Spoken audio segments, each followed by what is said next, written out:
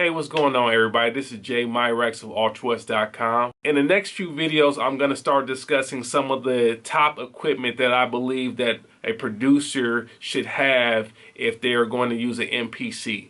So in this video, I'm going to start discussing audio interfaces. I'm going to go over what kind of audio interface you would need with an MPC and the difference between different types of audio interfaces. Hopefully the information in this video helps you to make better decisions and helps you to better organize your studio when you're setting up for an MPC.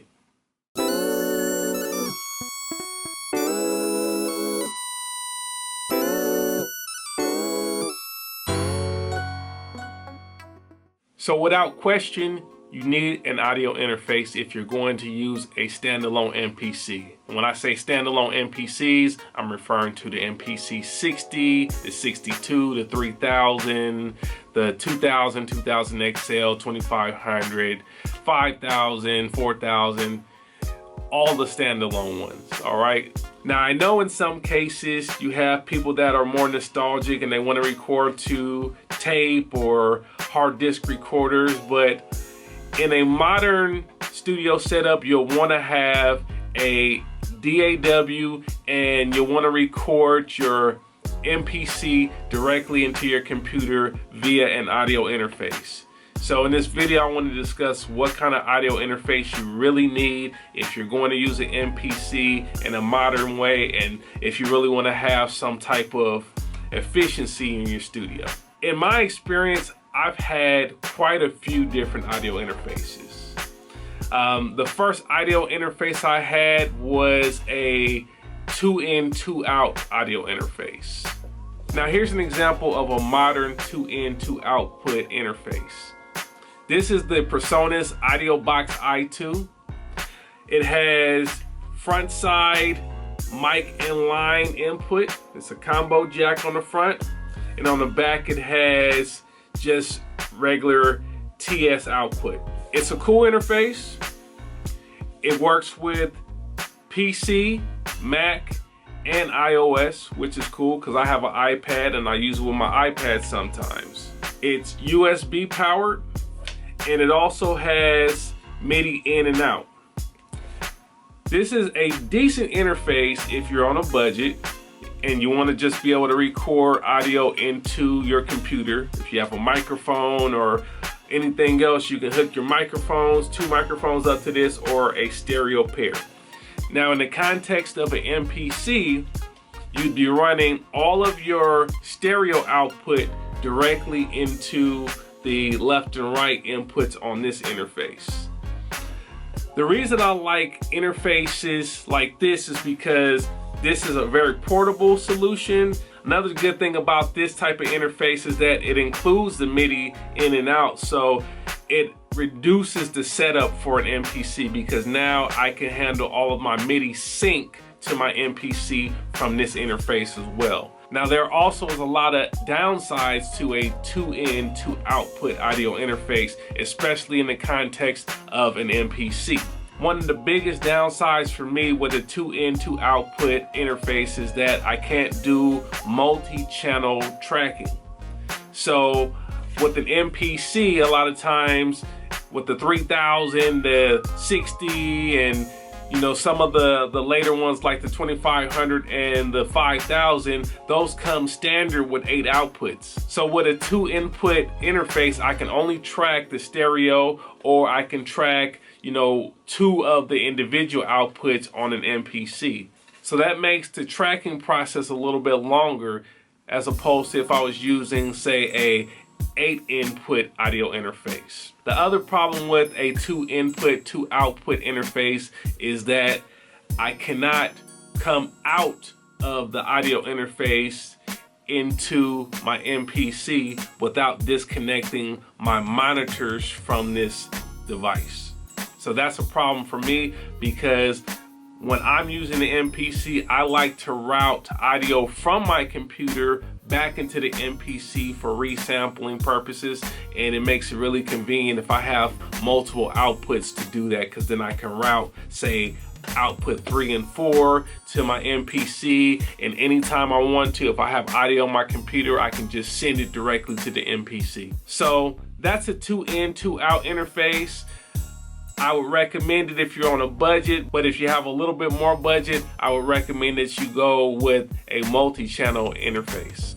Now, I've also had my share of 8-input audio interfaces, and these are a lot more convenient when you're working with an MPC that has 8 outputs, because it allows you to do multi-channel recording from the MPC. It also allows you to do multi-channel monitoring, so that is an added benefit if you're using the individual outputs on an MPC. In my case, I've had a few, but one of my favorite audio interfaces that I've used is the Motu 828 MK3. The reason I like this one is because it's also a digital mixer.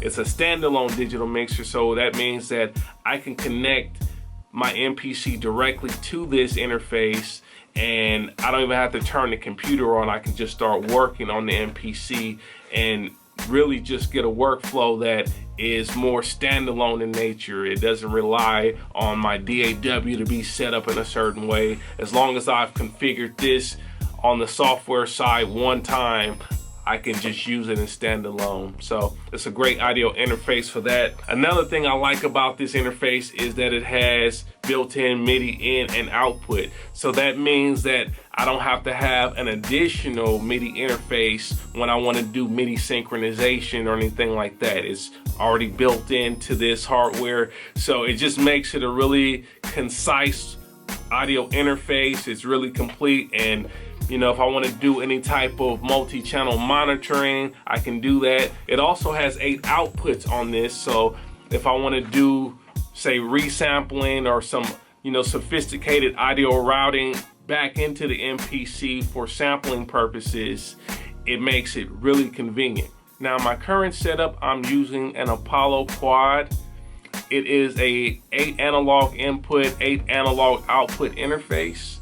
So it gives me the same flexibility that I get on the Motu, but with the added benefit of having some built-in DSP for processing, which I really like when I'm working with the MPC, because part of my current workflow is to do a lot of resampling through the effects on the Apollo back into the MPC when I'm working. So it makes it really convenient to dial in a effects chain and process maybe a drum sound through the Apollo and then resample it back into the MPC. So you still need multi outputs in order to achieve that type of workflow. So with the Apollo, since I have 8 outputs, I use outputs 3 and 4, and that's connected to my MPC 4000, and sometimes I connect it to the 2000 XL. But in general, you have to have multiple outputs in order to achieve this resampling workflow with the computer. Now, one of the things I don't like about the Apollo is that it doesn't have MIDI in nor output, so I have to use a separate MIDI interface for that. So it makes it a little bit more of a cumbersome setup on the MIDI side, but because I enjoy the effects so much and I enjoy the processing power, I make that concession. But in general, if you're going to use something like the Apollo, just keep in mind that you do need a separate MIDI interface for synchronization purposes with the MPC. Now, I've just talked about 3 different audio interfaces. There are tons more audio interfaces on the market. There's a lot of considerations to make. Some of the considerations will be based upon other things in your studio as well. Like, I have a lot of keyboards and other outboard gear that I have to consider. So for me, I have to have at least 8 inputs in order to be functional and in order to have the workflow that I want with my MPC. Some of you may not have like keyboards and other outboard gear. It might just be the MPC and maybe some other sampler or maybe one synthesizer. What I would recommend in general though is that you want to have at least a 2 input and 4 output interface. The reason you want to have 2 inputs is because at minimum you want to be able to at least capture the stereo signal coming from your MPC. Even if you have the 8 outputs, you can still track out your music using the stereo outputs. It just may take a little bit longer, but at minimum, you'll at least be able to do your tracking through the stereo output. The reason you want to have 4 outputs on your audio interface is so that you can use 2 of the outputs to run back into your MPC sampler so that you can do resampling, because it makes it really convenient. For example, if you have like a clap or a snare in your MPC and say you want to add some effect to it, or you want to like EQ it real quick, you can just send it through the computer, EQ it real quick, and then go back into the MPC using output 3 and 4 on the audio interface. So I think that's a better way to manage your sampler, as opposed to only having 2 inputs and 2 outputs and then not being able to do